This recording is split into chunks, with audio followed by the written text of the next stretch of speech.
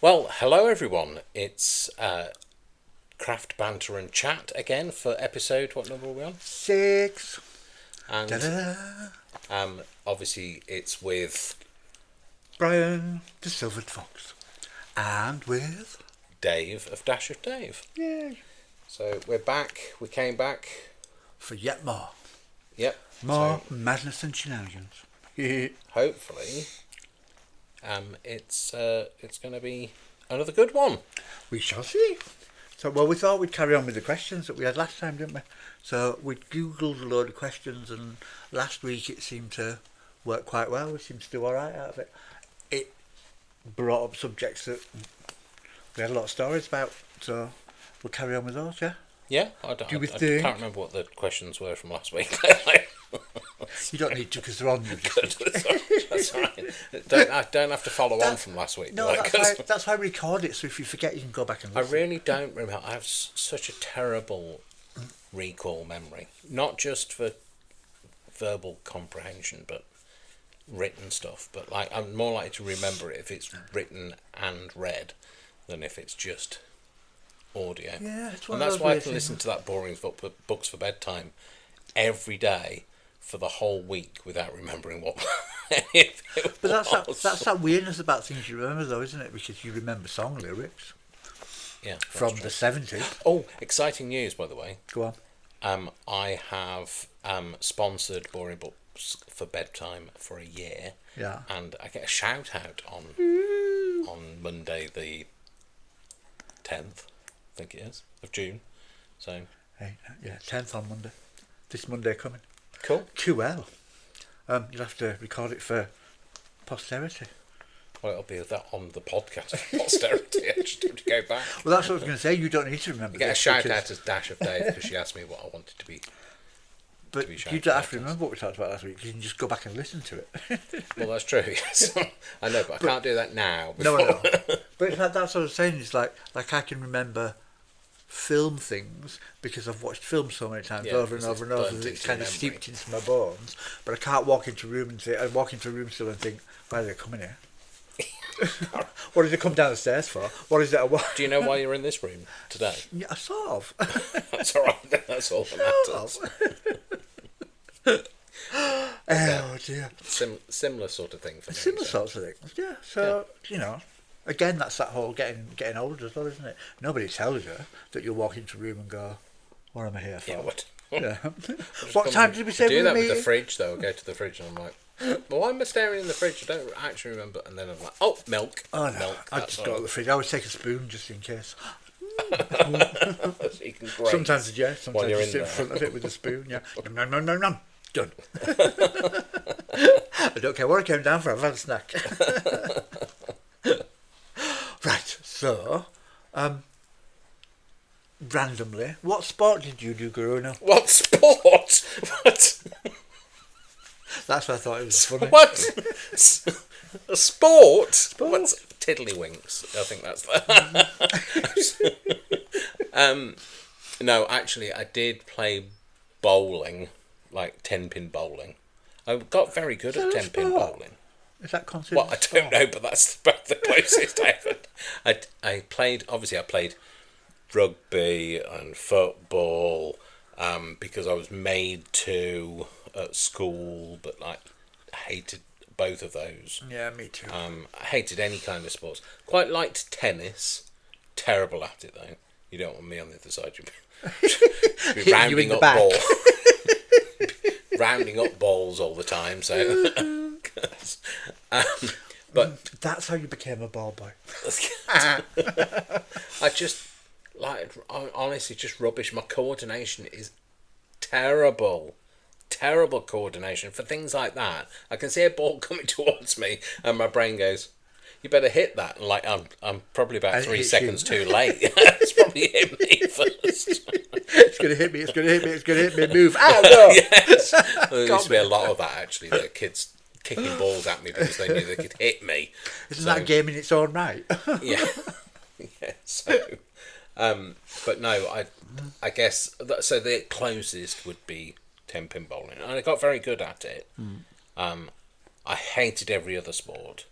I was bullied all through school, so like sports was just a reason to bully a kid even more because like you were half dressed. Didn't you have? So Did you have sports teachers as well that were pretty bullyish? yeah, they were. Yeah. I think that was the same of our generation. Any sports teacher in any Yeah. school. So punishment, like because like if you forgot a towel, for instance, you'd have to drip dry, and like that's or they'd make so if you forgot your towel and you forgot your towel like second week on the trot, we used to have to go and stand out in the field just in like our wet clothes, and just like it didn't matter whether it was a freezing cold day. They took great enjoyment out of it. Yeah, that was kind of. There was a certain, I don't know, a certain type of person that became a sports teacher in those days. And I think for us though, I mean I don't know, I don't want to talk for you, but I think if you're a bit different at school, and so like there's a lot of gay men specifically who never got on with sport because of the extra pressure and the stigma that you got, and like it's and like it was just a horrible environment. Things are much better now, obviously, and like I'm glad because you've left school. Yes, basically, yes. And I don't have to do anything to do with sport. No, but I mean for like for young kids, I think that it's better for them because I'm not saying I wouldn't have enjoyed sport, but I never had the opportunity to enjoy it because I was ridiculed or humiliated or tortured or.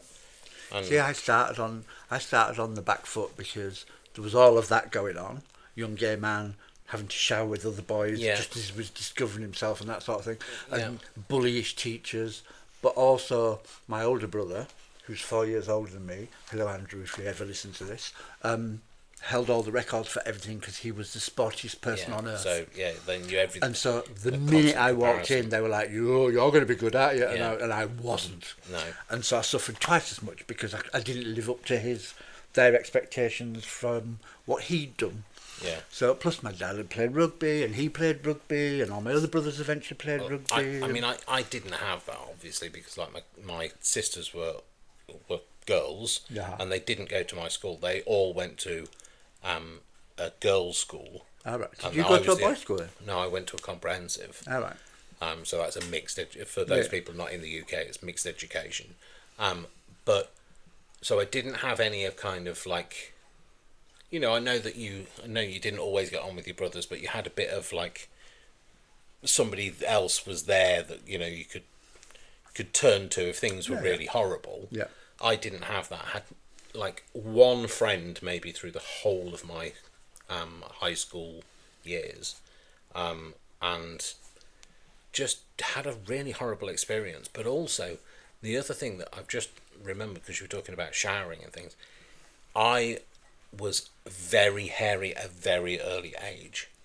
So like I've got a very hairy chest and a very hairy back, and like I was very hairy even at a very young age. And of course if you are different in any way, shape or form from anybody else at school, you are the target. So I was. There was a boy in my class called Warren who was like that. I was dyslexic, undiagnosed. I was autistic, undiagnosed. I was gay and undiagnosed. because I knew I was different. I didn't know how. And I was extremely hairy, so like, and I hated sport. So like, I just stood out. Everything, everything I could do wrong to attract attention. And again, it was like that whole. For me, I suppose this was the start of my. Although the big transformation for me was running away from home and having to grow up quick and look after myself, I'd always, luckily, had this belief that the fact that I was different was nothing wrong with that. Yeah. And so the fact that I was different at school, I did get bullied because I was smaller than the boys that bullied me. But I also goaded them because I didn't care what they thought. All right. So they'd be like, "You're a poof, you are," and I'd be like, "Yeah, I am. What you gonna do about it?" Yeah, you see, I didn't. That's when Culture Club first started. When I was first at secondary school, so I wanted long hair, and I wore my shirts too long, and I did all those things. And luckily, I had a very good dad, actually. Not even my Yeah, I mum, it was know, my yeah, dad. you said Because my that, dad yeah. used to say things like, "You can only afford one pair of shoes, but if you want the silly ones, you can have the silly ones. You've just got to wear them." And he was always really proud of the fact that I did. I wore them until they fell off my feet. And so he learned that I would wear the stuff that I wanted because they couldn't afford to buy me lots. And so he'd carry on buying me the stuff. Yeah. So he kind of encouraged my individuality in that respect. I will say the one thing that kept me basically alive during school was I had one teacher who I'm still in contact with now. Yeah. Maybe not so much. So Brenda, if you're listening, this is for you. So Brenda Hillier was I was kind of in remedial class, which is where you're kind of taken out of the mainstream education and you do like I don't know, dumbed down education for those people that were considered to be educationally challenged. I was dyslexic. That was undiagnosed. Nobody knew that. And autistic. And autistic, and like none of this was kind of picked up on. So I was trying to fit into mainstream education. It turns out I'm not actually, as stupid as they all thought I was. Just I need a degree. Yeah, I got a degree. So I just have my education in a different way. But she was really good, and she was just the nicest teacher ever. And I don't know whether, she probably doesn't, she knows to a certain extent that I had a horrible experience, but I don't think she realises that without her, I probably wouldn't be here. Because I hated it so much. Whether that would have been through my own causes or through, somebody beating the living daylights out of me, but I hated it. And the one thing so we used to do things like art with her, and we used to do, geography and history and all of the education that you'd normally go to different classes for. We tended to do with her, and I just remember really enjoying art for the first time. The only thing that we did do the other thing that I did do that I really loved was I loved cookery. So domestic science, but it was cookery for us. Yeah. And of course, boys weren't really supposed to do that. When you came to like Choosing your options. I had the same though, because they didn't like the fact that I chose sewing. But I did it, but I never got anything I made. Never got home, because I'd be tormented by my bullies, and they'd either smush it up in my face or down my shirt or throw it in, the pond nearby, or they'd kick the bag, or they'd steal it. So never got to show. They knew it was good. Sorry? And eat it because they knew it was good. Well, baking. If I was baking, they definitely had to. Like, I was very good at baking. You're still very good at baking. Yes, I am. Just don't do it very often. No, you don't. Even though we built Good job, really, because otherwise I'd be the size of a house. Oh no, already there. Size of 2 houses. So yes, Brenda, thank you for being there. Thank you for being my guardian angel. So, Cool. If you're listening, so if your brother's listening, and if Brenda's listening, there's lots of shout outs. There is. Cool. So sport as a child. So, Okay. Sports. Yeah, so There you sports. go. Strange question. Digress. We a lot. started with that just because I thought it was very random. Do you realise we've talked about for 13 minutes, well, nearly 14 minutes, basically about sport? Or the Well, lack, no, or that was the lack catalyst sport. of the question. Yeah, the lack of sport. Yes. Sport for me was, I used to do cross country. You're always given the option. There was Oh, always, don't tell me about cross country. No, but the thing is, for us, for where I lived, it was proper cross country running, because our school was on a big site, but surrounded by fields, because I live in the rhubarb triangle, or I lived in the rhubarb triangle of the world. So it's very quite rural. And we were given a course, and you just left to go. So that was an hour and a half for me to walk, and that's what I used to do. So I always went cross country running, and I'd just walk around. I'd come back at the end of it, and because I was usually one of the last back, most of them had showered and gone. Yes, yeah, that's so it was true. quiet. Showered and gone. And I learned very quickly that was the easiest way to do it, because whenever I was roped into doing anything else, it was pretty much like you described it. It was hideous. But I was also that boy that was just like, nope, not doing that. And it's really sad, because I remember having 3 really good friends in junior school that went to my senior school. So senior school is what we used to call high school. And once we got there, they never spoke to me. Well, do you know, So and that was really, really difficult for them to be not even interested in speaking to me. Not they weren't there as support or and you know, I mean, it happens now, but like I think parents now are a bit more clued up to looking out for signs, whereas our parents, I mean, like parents, you know, my parents weren't horrible. They just had lives, and they were just young and doing the best they could with kids. Yeah, kids weren't the focus of attention back then. So these days, if you say something, you know, the wrong way to a child, that, you know, it's the teacher that has to suffer the punishment rather than the other way around. When I was at school, if you said anything wrong, you know, if you answered back to a teacher, you were in detention. And you just didn't. You had respect for some and fear for the rest. R-E-S-P-E-C-T, find out what it means to me. But same for me. The two boys who bullied me the most, I knew from infant school. One of them was my next door neighbour, and my parents still didn't believe that he was my bully, even though they were told. And he lived next door, and his mum was my mum's best friend, and she wouldn't have it. I went to my school reunion a long time ago now. I don't know, longer than that, years ago. Yeah.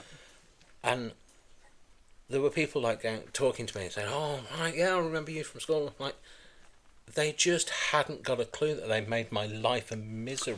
A lot of the time people don't. Sarah Millican actually does a bit in one of her shows where she talks about she got a letter from one of her bullies, like, "Oh my God, it's so great, and next time you're in this area we'll meet up, we'll have a cup of coffee," and she's just like, "I don't understand how this woman doesn't understand that she tormented me at school." They don't think they're doing anything wrong. That's half the problem. No. The sad thing for me is, I don't know what happened to the guy that lived next door, but the other one, guy who lived down the road, committed suicide in his 20s because he was gay. That's horrible. That is really bad. Yeah. But he was the one who. Please, parents, if you're a parent or you're a relative of anybody that you think is in need, please speak to them. Please, if you don't feel you're able to, at least put them in touch with people that, their peers that might be able to support them. And it's a really hard subject to, approach, and I'm not an expert on it, but, I just don't want people to be out there thinking, we're okay. We've come through life. We're a bit battered and bruised, but I think actually, so I've always been a big believer of, if it doesn't kill you, it'll make you stronger. No.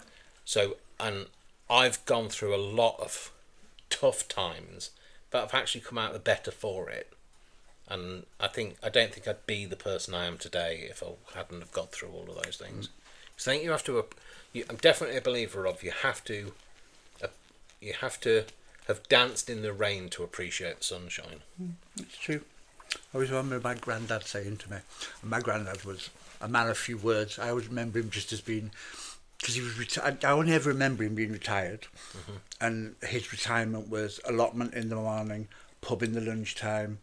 Pub used to shut in the afternoon, then come home for sleep, back to the pub in the evening, home for dinner, come home, nod off in the chair, and that was his life. Grandma stayed at home, cooked, did all the, and so that's all I really. That's my big memories of my granddad. And I always just remember him sitting there, looking half drunk one day, and saying to me, "It doesn't matter what anybody else thinks. You're amazing, and look at all the stuff you do." Don't make yourself cry. I don't. You're going to have to bend down and pick that up. Brian's just dropped his book, but don't hit the microphone. And he says, what doesn't kill you makes you stronger. Just as long as you're happy and as long as you're doing what you want to do, and you dropped the F-bomb. And that was like, please don't drop the F-bomb. That's my granddad. It was bad enough trying to delete the F-bomb from the last time. That's my granddad who never speaks, sort of thing. So, yeah, and it is, I think, what happens to you in childhood shapes your life. And you can either let it destroy you or let it make you stronger, which Yeah. is kind of how I survived running away from home. Is I could either give up and let it kill me, or I could get on with it, and I Yeah. wasn't going to let it kill me. So I Yeah. learned to coast through it and pretend I wasn't scared and put a big front on it until the day when I wasn't scared. And it wasn't a front. I was actually that more confident person with blue hair and pink extensions and all sorts of That's stuff going great. on. And That's great. so, yeah, Okay. So we're still talking about that same question. I know. We're 20 minutes in and we haven't... we better move on then. Yeah. Do you want another one? Yeah, go on then. Let's see what Something less Da-da-da-da. dramatic, hopefully. Well, this could Somber, maybe. Something less somber. This is quite interesting. What do you believe that others might not, or believe in that others might not? Oh, have you got something? Cause like... Yeah, well, I believe that you can learn to do anything. Stop stealing my ideas. Have you like tapped into my brain? I think it's that whole thing of the amount of people who say, I can't do that, it's too hard, I can't craft, I can't make journals, I can't paint, I can't do this. Everybody can do it. Yeah. You've got You'll to have a level of you've ability. It's just learning how to Yeah. do it, but you have to accept that there's work involved. Yeah. And you've got to have a level of interest. Yeah. Yeah? Yeah, absolutely. I just about, I was going to say very similar. I absolutely believe that anybody can do anything, but you've got to put your mind to it. And when I used to teach, I used to say, I never said it was going to be easy, but I said it was going to be worth it. Yeah. So you put in all the effort that you can muster into doing something, and if you want to achieve it, you'll find a way. Yeah, you do. And people used to go, oh, well, I want to be an astronaut. Well, Go and be an astronaut, go and be an astronaut then. There's nothing stopping you. You might have to relocate. You might have to go and do some very physical training. You might have to join the Air Force first in order to get there. But nothing is impossible. Yeah. You just have, and basically anybody can be an astronaut now because you can go and work for Elon Musk and do it that way privately. Yeah. You absolutely can do everything, and you also just have to accept that you're going to be terrible at it to start with. Because you've never done it before, and it's going to not go great, and it's going to be terrible. Don't compare yourself to other people for it, and just accept that it's going to be a long learning curve, and you might not be brilliant at it. So, like for instance, I can't draw. I can draw because I can, tried to draw, but it's not. I'm never going to be a Rennie McIntosh or that kind of an artist. But I can do other things that are very creative. Yeah. Just because I can't draw doesn't mean that I can't do something creative. But if I said to you, draw that tulip, for instance, because we've got a vase of tulips near us, and I got you to draw the same thing every day for a year, you would be able to draw tulips. Yeah, you'd have cried after a year Probably. of looking at Of you going, the hideous "Ah." monstrosities. No, I know. I do It's like believe that you can, but you have to want to. You've got. Yeah, yeah. So I don't want to draw those tulips. I know you. So I know. you I can- get that. You can shove them somewhere the sun don't shine. But it's like I always no, say. don't, because Vic brought me them. So It's like I always say, I'm not techie and I don't do computer stuff. But there's quite a lot of computer stuff that I can do, like for work and stuff, because I've learned to do what I have to do, and I pick stuff up off of you that I've seen enough times. It's been renewed enough times that I know. That's exactly the thing with computers, because we were talking about this at work and we were saying there's lots of people our generation. So like I'll soon be 55. Some of us are already 55. Mentioning no names. You had to get that prior. in there, didn't you?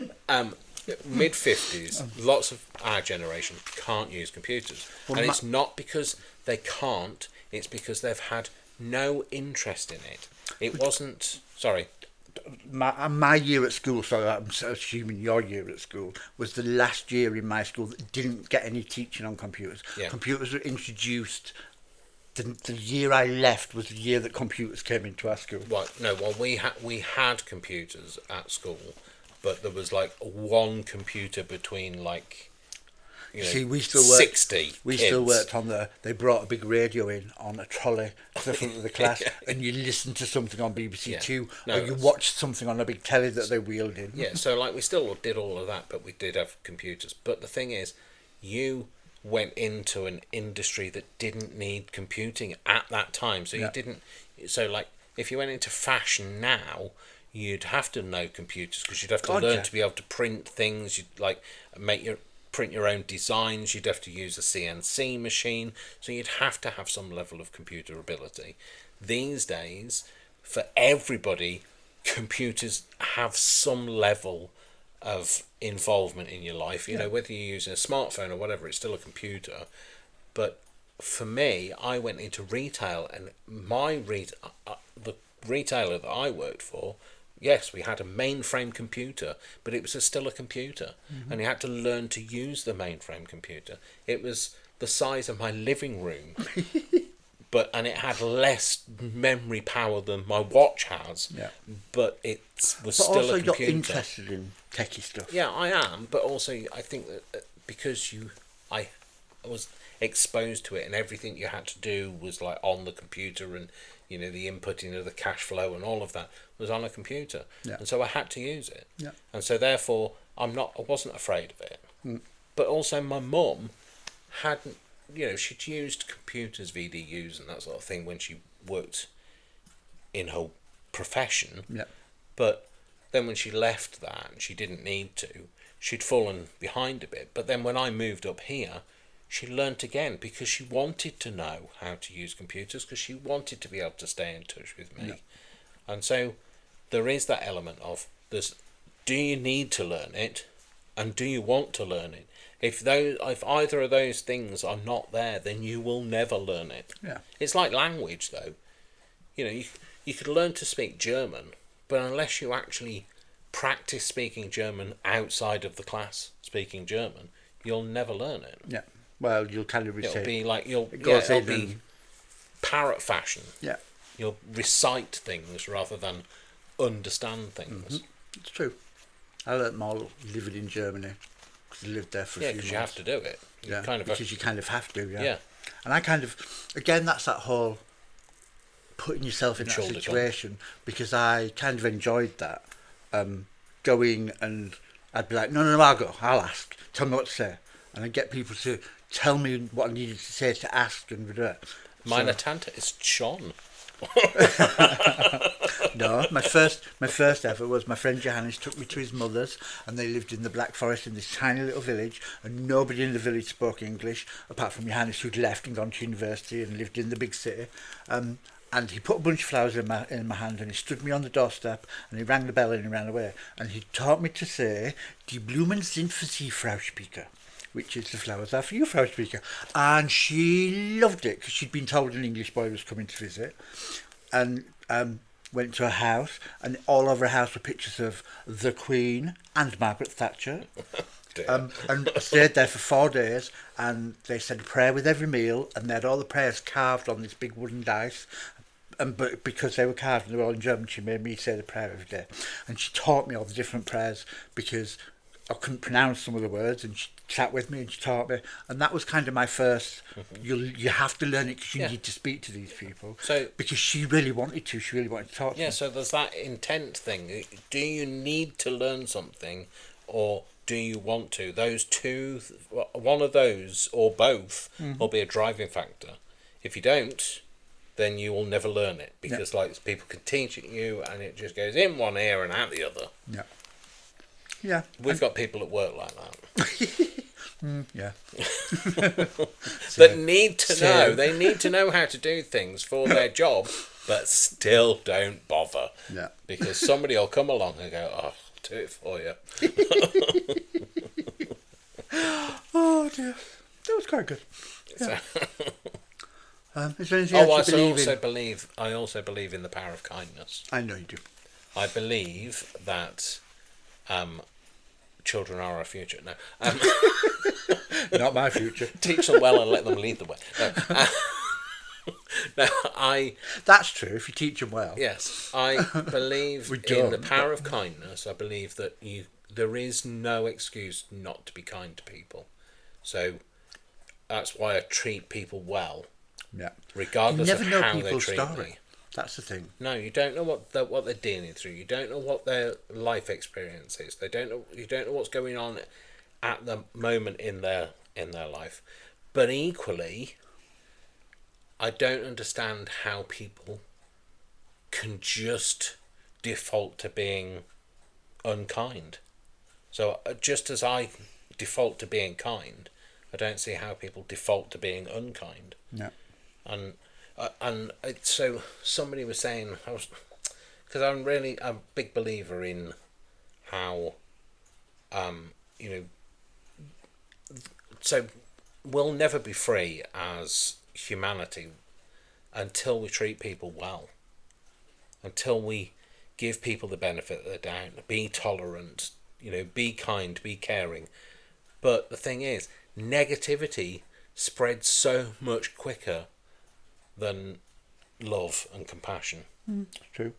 So if you told somebody something negative about somebody, they're more likely to believe that than they are something incredibly good about that person. Yeah. And they're more likely to tell somebody the Yes, negative. and they're likely to tell somebody about the negative thing. Yeah. And It's more salacious. Yeah, and negativity sells newspapers. Mm-hmm. So and gets your hits on YouTube. Yeah, so if they said breaking news, a cat was rescued from a tree today, nobody would want to know because it's a good thing. Mm. But breaking news, a cat died in a tree today would be. They'd want pictures. Yeah, they'd want pictures, and they'd all say, "Well, why was nobody there filming it?" And that's the other thing it's gone mad with that because we all have a camera in our pocket. We don't help, but we turn on our camera. Yeah, exactly. Well, we were saying about that, weren't we? Yeah. Was it last night? Yeah. We were saying about how, like, somebody falls over, you used to go over and ask if they were all right and help them up, but now you turn on a camera. That's the first thing you do. Yeah. And we were watching something on YouTube where somebody was having a medical emergency. And her child was having a medical emergency. Yeah, a YouTube. Like her baby was having a medical emergency. Yeah, and but she was filming it on. Documenting it on her camera, on her phone, rather than dealing with it. In a crisis like that, turn your phone off. Your phone is not the thing that you want to be. I won't even think to turn my phone on. No. I'd have been like that. That's my job. So the only thing I'd be using my phone for is to call somebody to call get an ambulance. Yeah. Do you know what I mean? I just don't understand that, and I fear for how, because it's not just the younger generation, because it's spread through all of the generations. Now we all do that. How many times do you go to? So we live our life through a camera on your phone. So you go. How many times do people go to concerts, and they've got a camera in front of them? Put the camera down and watch the flaming concert. Yeah. People pay hundreds of pounds to watch the thing through a tiny screen about 4 inches. Yeah. it's like I talk about the going out when I was in London and go out every night and having to wear a different outfit and blah blah blah blah. But there's no pictures of that. No, exactly. Because we didn't have smartphones, but that wasn't your concern. It was to go out and be a peacock and be proud and to dance and maybe drink too much. But not to have a camera. If you were lucky, there were certain magazines in London, some of the London, who had cameramen out there. Yeah. And if you looked particularly good, they'd take a picture and you'd appear in a magazine of this was this nightclub this night and these people were there. But that certainly didn't happen in Coventry. So. But you didn't. It wasn't all about I've worn this outfit so then go out and take a selfie. No, exactly. It wasn't. It was about enjoying the moment and not thinking about I need to record this and make sure that everybody else can see it. And that's the thing though. People aren't enjoying their life. They're documenting it, and they get the enjoyment out of the number of people that like what they've done, and that's sad.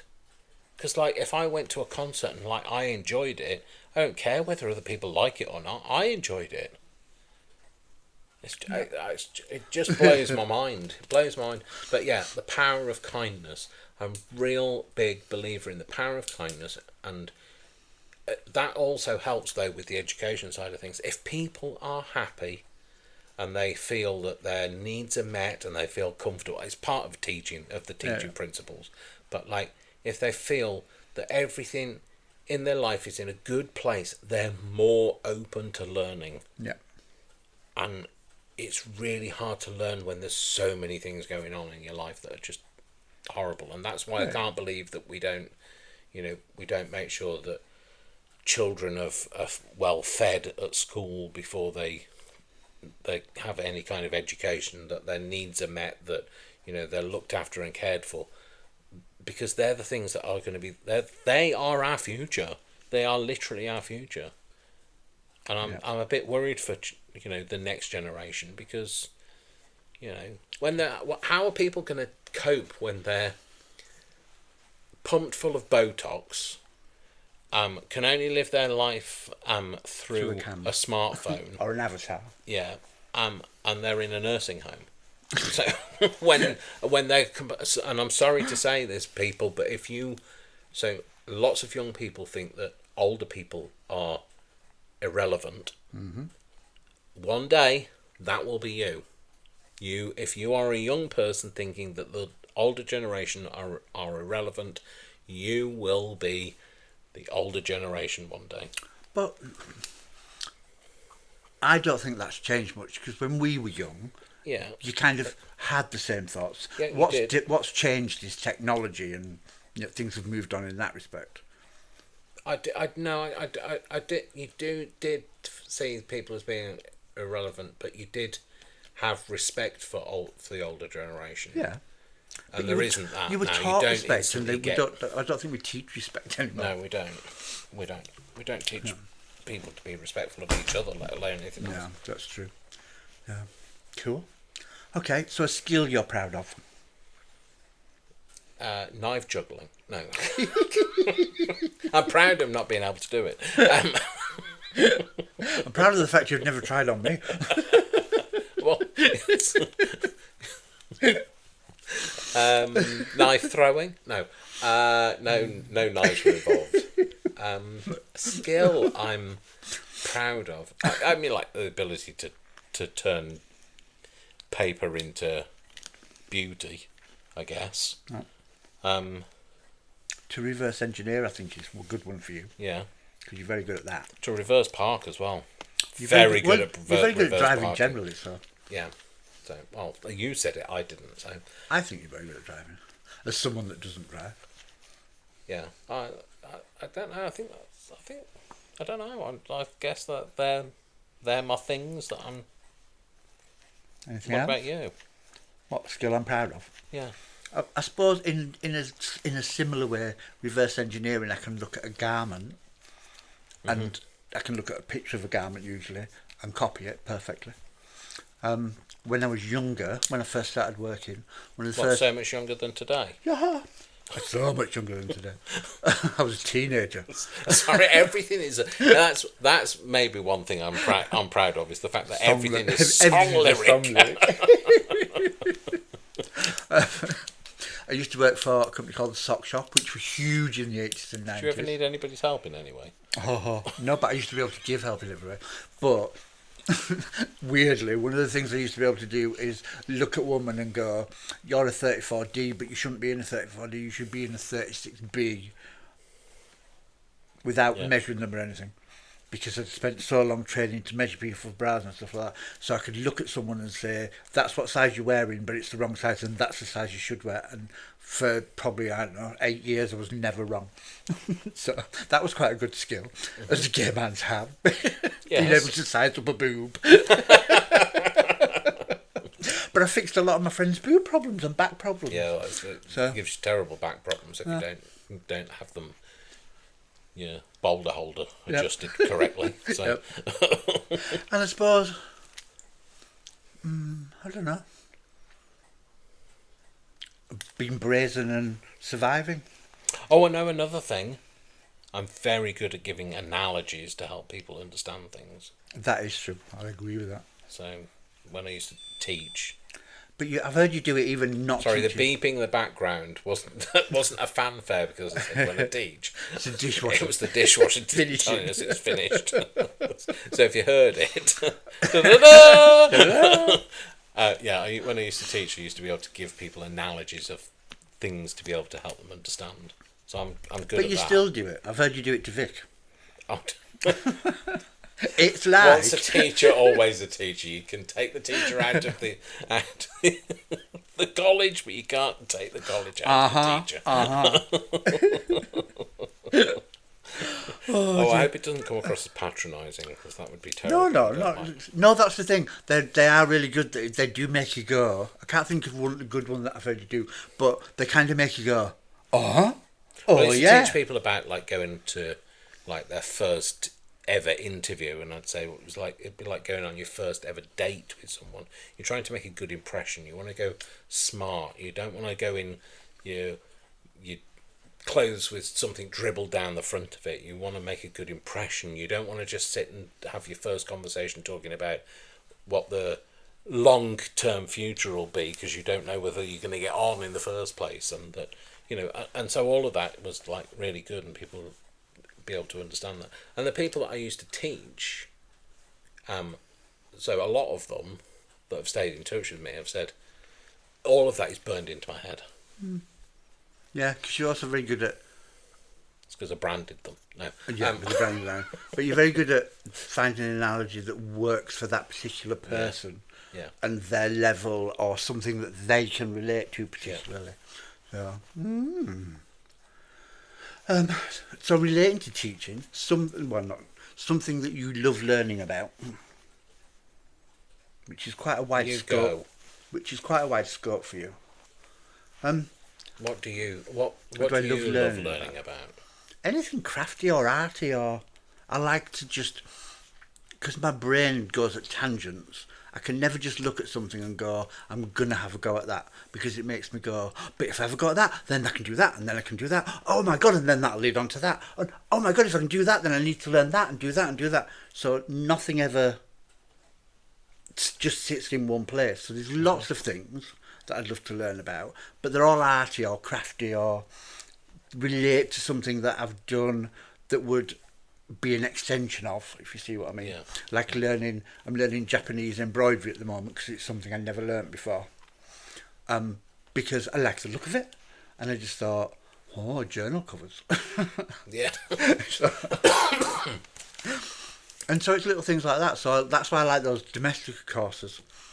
Oh yes. Because they started them. Yeah, the right. Japanese embroidery one. Oh.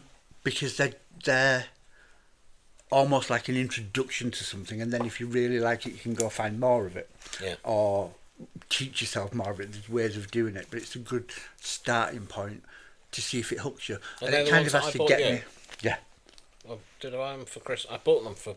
They were before Christmas. You bought them before Christmas, but they were for Christmas. Yeah. But yeah, anything like that sort of captures my interest, and that's a bit arty, and that kind of, I don't know. I forgot what the question was. Something you'd love to learn, or something you love learning about. Social history. Love social history. Why we did things the way we did them, the way that we did them, the reasons why certain buildings exist, what a name means, and all of that. And like I go off at tangents. I can't watch any kind of documentary without making a list of about 50,000 things that I need to look up and research and find out why. Mm-hmm. But I love learning about craft as well, and art, and not so much the arty stuff that you like, but I like understanding, the three-dimensional principles of making something, and I like learning about making like kinetic stuff, so things that do things that when you do something else happens, cause and effect stuff. So I guess they're the things that I really love learning the social history stuff. I love learning about,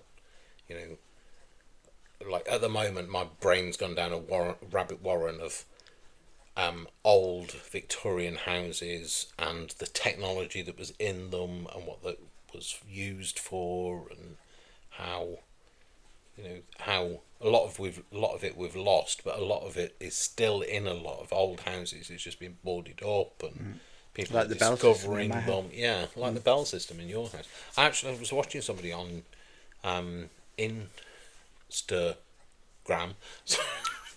Brain's going InstaTube. No, that's not what it's called, Dave.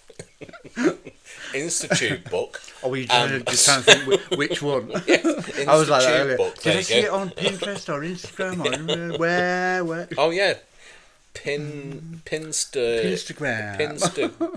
Pinstagram book. You have to think. Yeah, you have to think where you saw it. One of them. Yeah. Talk. I saw it somewhere. Yeah. It wasn't on Talk. It'd be too quick for TikTok with a 15 seconds. You wouldn't get much in there. That's the other thing I can't cope with people though. What? You know how you watch a video now and they've completely edited out any of the breaks or the breaths or the pause or anything. It's like a 20-minute video on YouTube these days is a monologue of somebody talking all that time without taking a breath. It's like reading some of the things that people at work write with no full stops or punctuation in it. But anyway, I digress. Digressing, very good at that as well. I can't remember what I was saying. Tangents and digressing. But yeah, that's the kind of thing that I like. Learning, is that what we were talking about? Yeah, you see, for you, I would just I sound like Muttley when I laugh at the minute. just do a little bit. Catch the pigeon, catch the pigeon, catch that pigeon, no! Isn't it stop the pigeon? Oh, it might be stop the pigeon. I don't know. Sorry, there was a pregnant pause there. Look at that long pause on that. Oh my God. Look at those long pause on that tiger. If you edit that out, then we won't have breathed. It'll be like... Just keep going and keep going. Oh dear. Should we move on? You want something else? Yes. How we do for time? 47 minutes. Just Okay, turned to. so... One more question I would suggest. A craft you've not done but you want to try. I don't know, you're going to have to go again. I can't think. It gives me pause time. Pause. The things I'd like to try, like old crafts, weirdly. I'd like to do felting. I've never done, not making a pitch felting, but making 3D models felting. I felt you'd say that. Oh, you're funny. Felting. And I'd like to make lace the old-fashioned way on a cushion with bobbins. Oh, I saved a picture on Instapin graph tube book doc of somebody making something, and I was going to show you, and I knew I'd looked at Instapin Gram tick talk book.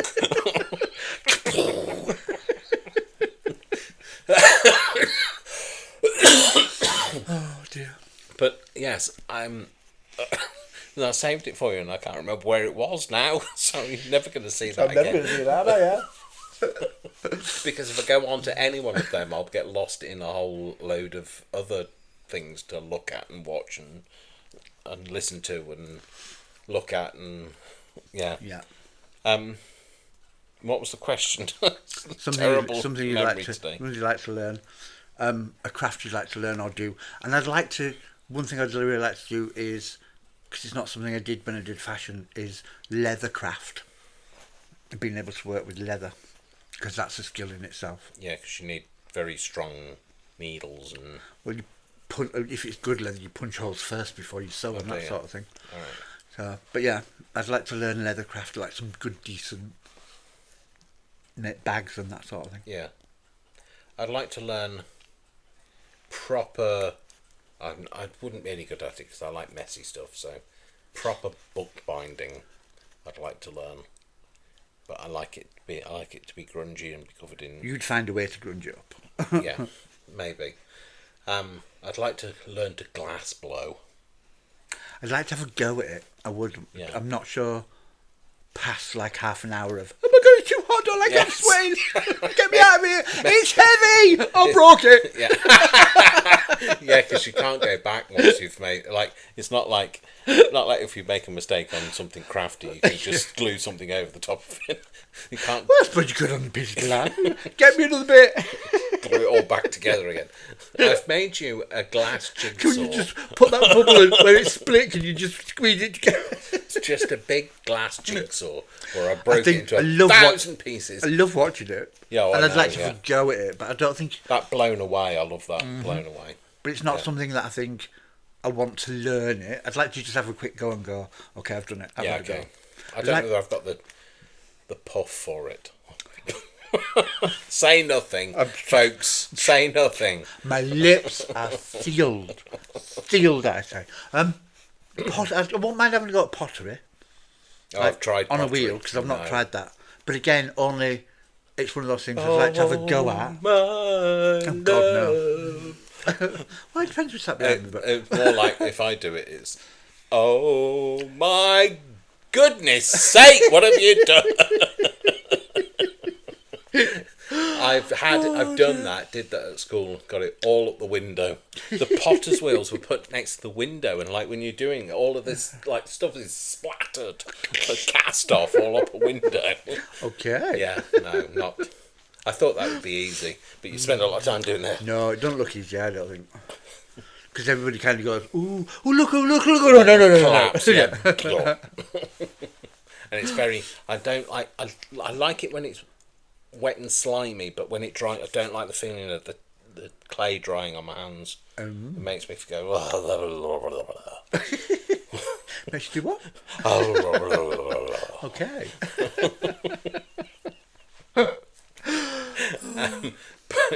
I don't know if there's anything. I quite like the idea of felt. I like the fact that people can felt, but I don't know whether I'd like the feeling of it, the sensory feedback from the pins that you're going to stick in it. It is very stabby. Yeah, it's a lot of stuff. Although that would be quite good because there's I've a got few all the people stuff that could to do think, felting. oh, this is a representation. It'd be like voodoo dolls. I've got all the stuff to do felting. Have you? Got about 2 boxes of it on top of my wardrobe. Oh, well, maybe we should get that out. Oh no, it's quite stabby though, isn't it? It is quite stabby. Yeah, stabby. Yeah, maybe me and my You shouldn't be fingers. smiling when you say stabby. There's a few people I'm thinking about as well. With the power of kindness. That could be kind. I just mean to say that I'm completely innocent and don't have like Okay. menacing thoughts about people. I just keep it on the inside. Ah. Like an M&M. Like an M&M. Yeah. What, the singer? Evil on the inside with a kind crispy Oh, right, coating. yeah, I've got a kind crispy coating, yes. And an inner core of Devil chocolate. chocolatey devilness, yes. Beelzebub on the inside. Oh dear. Anything else you'd like to have a go at? There's probably loads. If you put me in any crafty situation, I'd like to. I'll have a go at it. Guerrilla crafting, I'd quite say, like when you don't really know what you're going to go to. Brian's blinking. What? Like, You like can it's craft. been electrocuted. You can craft with a gorilla. Yeah, don't do the felting. I felted a gorilla today. He didn't like it. He wasn't kind back. Like guerrilla crafting, and as in like turning up to an event and not knowing what you're going to be doing. Putting just having a go. camouflage on. Yeah, tying a headband on and that. Yes. I can deal with anything. Yeah, like Rambo style. Yeah. Adrian! I'm guessing that's the teacher. I guess that's something I'd like to say, like just not knowing what I'm going to get up to that week and just giving it a go, Joe. I'm not sure how I feel about it. What? I don't know. I'd like to go on a retreat. I'd like some idea of what I was being let in for. I'd like to go on a retreat. I don't know what these retreats are. You know, like people go on these crafting retreats. But like, the only person, I'd like to organise one. To be fair, the only person that talks about them with any great depth that I've heard is Gail Gustinelli, and she goes on them, and she basically takes the gubbins for about 20 journals, and they sit around in a room all day, and she goes to one where most of her friends are quilters, and so she comes home having made all the journals whilst that gossiping and shopping and also collecting all the scraps of material. Fair enough. So it seems to be a place where you just go and do. Sometimes there are classes involved. Sometimes they have somebody that will teach you something. I'd like to do it though, because with other people. Like Indigo Blue do a messy retreat. Yeah. Where you go and do mixed media. It's going to be messy if I'm there. So. Everything's messy when you're there. Yeah. Yes. You've got jam on my quilt. And then throw Vic in as well, and it's twice as messy. Oh blimey! There'd be like stuff left up. There'd be lettuce in the sink, and everything. Oh dear. But yeah, I'd like him to get involved in some kind of craft. But I'm glad he's not too crafty. I don't. Well, he was going to make a creative. He was going to make a grimoire. He likes making his Lego stuff. So maybe if I'm planning to do a grimoire. So maybe if I make mine, that might spark his imagination. He likes the darker stuff. Because he likes building Lego though, so I'm quite happy to indulge him in his Lego when I'm playing do. I do, yes. I've calculated how much I've spent on him in Lego. Well, you don't want to know. He's a spoiled child. He is. He's a very spoiled child. He's done very well. He's not a spoiled child though. You call him a child. He's my partner. I know. He's lovely. He's a big softie, so. He's just a nice man. I know. And I love him to bits. I know. And he makes you go all gooey inside. You get that little gooey smile on your face. I do. Yeah, because he makes me smile. And we were laughing the other night about like random things, like teasing him and things, and like he teases me, and like it's just nice stuff, not harsh or. It's just nice. I see you together. I know how much you love each other. It's lovely. Yeah, and he's a kind man. That's what I like about him. He is. So. He's a sweetie. Yeah. And I like kind people. That's why I like you. You're a kind person. I have my moments. Yeah, that's true. He's very good at presents. Apparently so. Yeah. He is very good at presents. He learnt very early on to send me pictures of stuff and say, "Do you think David like this?" And what I realised is that he listens to every word that you say. So if you say, "I like that," or if you say, "Did I ask you a question?" We weren't talking to you. No, we weren't. Like she who shall not be named just came on. Yeah. And he remembers random things. So he'll show me something and go, "I found this on eBay. Do you think you'll like it?" And I kind of have to rack my brain as to, would you like it? And think, oh no, I remember when he talks about wanting that. That was like 4 months ago, and he just found it on eBay, but he bought it, and so he's very good. He is very good at picking and choosing stuff. That quite impressed me, to the point where he now will, and he's realised that I think only once I've said to him no to something, and it's because you already had it, and I said, I'm not saying no because you don't like it, but I do know that he has it. Right. But because he got so good at it, he'll now buy the stuff and then show me rather than showing me before he buys it. Because he always used to check first. Yeah. But 2 years in, he's like, I've got him this. Is that all right? Got him this. And he still wants that bit of affirmation. But yeah, well, that's. Yeah. We all need that reassurance. But he is. He's good. He's good at looking after you in that respect. He loves you. Good. I love him too. So on the subject of love, people. We love you. Yeah. We love you all. Not without exception. I nearly said it, but I can't say it. That's what can't say it on this one. I know. It's not. It's people not know it anyway. Yeah. And if they don't know it, go and find it because you know what it is. Yes. Yeah. So, anyway, thank you very much. So this was episode 6 of Craft, Banter and Chat. Still don't have a jingle. That's because you're too busy working on your musical. Yeah. So, yes, that's it, folks. So, thank you very much, Brian. Thank you very much, Dave. It was a pleasure. It always Never a chore. is. It always is. And we shall see you next Next week. week. Same time, same place. Well, Yeah. we'll be in the same place. Yeah. And you'll you see might- us. you And might you'll have see moved. us. You'll see us in the same place because we'll. You It's a know what I podcast. mean. Yeah, You shut know. up. Brian. Enough. All right then. Take care, folks. Lots of love. Bye bye. See ya. Bye.